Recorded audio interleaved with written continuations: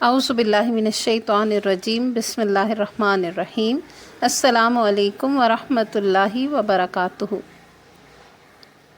حضرت صلی اللہ علیہ وآلہ وسلم کا یوم جمعہ میں اسوہ حسنہ۔ آپ صلی اللہ علیہ وآلہ وسلم سے ثابت ہے کہ آپ صلی اللہ علیہ وآلہ وسلم نے فرمایا کہ ہم سے پہلی قومیں یوم جمعہ کے متعلق بھٹک گئیں۔ یہودیوں نے ہفتے کا دن اور عیسائیوں نے اتوار کا دن اپنے لیے اختیار کر لیا، پھر اللہ تعالیٰ ہمیں لایا اور جمعہ کے دن کی طرف ہماری رہنمائی فرمائی۔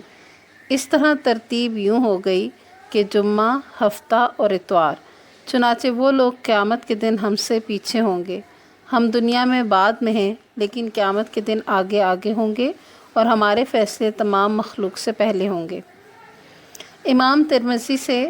امام ترمذی نے حضرت ابو ہریرہ رضی اللہ تعالیٰ عنہ سے ایک صحیح حدیث مرفوعاً روایت کی ہے کہ آپ نے فرمایا، سب سے بہترین دن جمعے کا دن ہے۔ اس دن اللہ تعالیٰ نے حضرت آدم کو پیدا فرمایا، اسی دن وہ جنت میں داخل ہوئے اور اسی دن نکالے گئے، اور قیامت بھی جمعے کے دن آئے گی۔ اسے موطا نے روایت کیا ہے۔ امام ترمذی نے ان الفاظ کے ساتھ بھی اس حدیث کو صحیح قرار دیا ہے کہ وہ سب سے بہتر دن ہے۔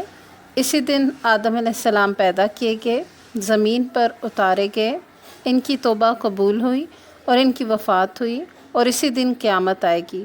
جنات اور انسان کے سوا کوئی جاندار ایسا نہیں ہے جو جمعے کے دن قیامت کے ڈر سے خائف و ترساں نہ ہو۔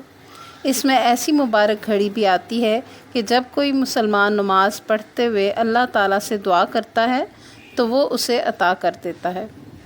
کعب رضی اللہ تعالیٰ عنہ نے دریافت کیا، کیا یہ ہر سال ہوتا ہے؟ تو میں نے کہا نہیں، بلکہ ہر جمعہ کو۔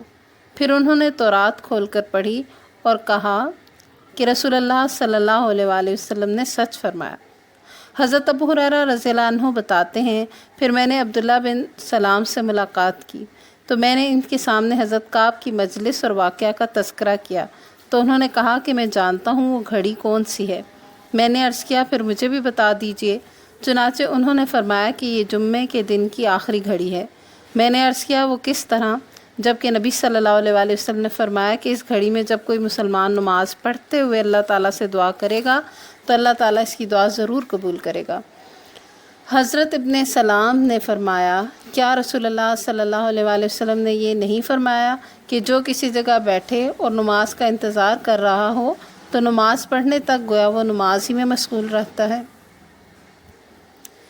مسند احمد میں حضرت ابو ہریرہ رضی اللہ تعالیٰ عنہ کی حدیث کے الفاظ یہ ہیں کہ نبی اکرم صلی اللہ علیہ وآلہ وسلم سے کہا گیا کہ کس وجہ سے اس دن کا نام جمعہ رکھا گیا؟ آپ نے فرمایا، اس لیے کہ اس دن تمہارے باپ حضرت آدم علیہ السلام کی مٹی کو شکل دی گئی، اور اسی دن فنا اور حشر ہوگا اور گرفت ہوگی۔ اسی میں 3 آخری گھڑیاں ہیں، جن میں سے ایک گھڑی ایسی ہے کہ اس میں جو دعا بھی کی جائے گی قبول ہوگی۔ ابن اسحاق نے عبد الرحمن بن کعب بن مالک سے نقل کیا ہے، انہوں نے کہا کہ میرے والد جب نابینا ہو گئے تو میں ان کو لے کر نماز جمعہ کے لیے جاتا تھا۔ جب وہ جمعے کی اذان سنتے تو اسعد بن زرارہ کے لیے دعائے استغفار کرتے۔ میں نے دریافت کیا کہ آپ ہر جمعے کی اذان سنتے ہیں تو اسعد بن زرارہ کے لیے دعائے استغفار کیوں کرتے ہیں؟ انہوں نے فرمایا کہ اے میرے بیٹے، اسعد بن زرارہ پہلے شخص ہیں جنہوں نے مدینہ میں رسول اللہ صلی اللہ علیہ وآلہ وسلم کی تشریف آوری سے پہلے ہم لوگوں کو حزم النسید کے بنی بیازہ کے محلے میں جمعہ پڑھایا، جو کہ نقی خصمات میں واقع تھا۔ میں نے پوچھا، آپ کی تعداد کتنی تھی؟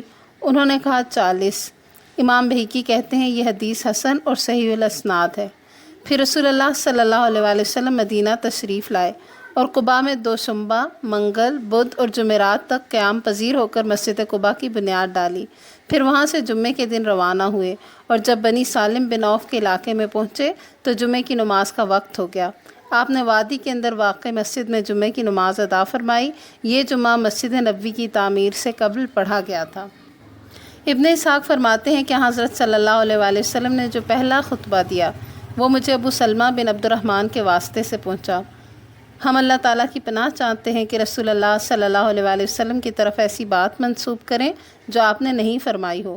آپ نے خطبہ دیتے ہوئے پہلے اللہ تعالیٰ کی حمد و ثنا کی، پھر فرمایا لوگوں اپنے لیے عمل کا ذخیرہ آگے بھیجو، تمہیں ضرور علم ہوگا جب تم پر اچانک موت آئے گی اور بندہ اپنی بکریوں کو بغیر چرواہے کے چھوڑ جائے گا، پھر اس سے اللہ تعالیٰ بغیر ترجمان اور بغیر واسطے کے فرمائے گا کہ کیا ہمارے رسول نے تیرے پاس آ کر ہمارے احکام نہیں سنائے تھے، اور کیا ہم نے تمہیں مال نہیں دیا تھا اور تم پر احسان نہیں کیا تھا، پھر تم نے اپنے لیے کیا کیا ہے؟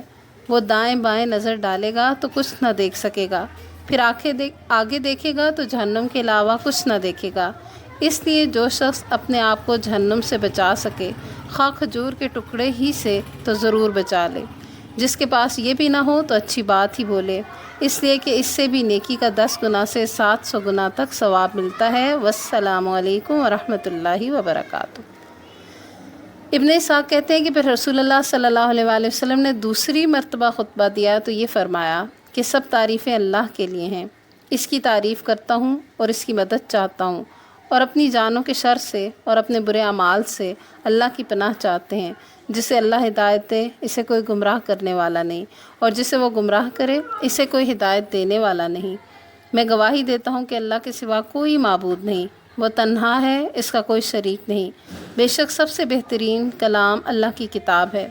جس کے دل کو اللہ نے قرآن سے مزین کیا اور کفر کے بعد اسے اسلام میں داخل کیا، وہ یقیناً کامیاب رہا، اور دوسروں کی باتوں کے مقابلے میں اسے منتخب کر لیا، کیونکہ یہ بہترین کلام ہے اور سب سے زیادہ بلیغ ہے۔ جس سے اللہ محبت رکھے تم بھی اس سے محبت کرو، اپنے دل کی ساری محبت اللہ کے لیے کر دو، اللہ کی کلام اور اس کے ذکر سے نہ اکتاؤ، تمہارے قلوب اس کے متعلق کھوٹے نہ ہو جائیں، کیونکہ اللہ تعالیٰ نے اسے بہترین عمل اور صالح ترین کلام کا نام دیا ہے، اور اس میں تمام حلال و حرام جو انسانوں کو بتلائے گئے موجود ہیں۔ لہٰذا اللہ کی عبادت کرو اور اس کے ساتھ ذرا بھی شرک نہ کرو، اور اس سے کما حق کا ڈرو، اور جو بات تم اپنے منہ سے نکالتے ہو اس کے بہتر الفاظ سے اللہ کی تصدیق کرو، اور اللہ کی رحمت سے آپس میں محبت کرو۔ بے شک اللہ تعالیٰ اس پر ناراض ہوتا ہے کہ اس کا وعدہ توڑا جائے۔ والسلام علیکم ورحمۃ اللہ وبرکاتہ۔ تو یہ تھا دوسرا خطبہ۔ جمعے کے دن آپ صلی اللہ علیہ وآلہ وسلم کے اسوہ مبارک کی یہ تفصیلات جس کتاب سے لی گئی ہیں وہ مختصر زاد المعاد ہے، جس کی تالیف شیخ الاسلام محمد بن عبد الوہاب نے کی ہے۔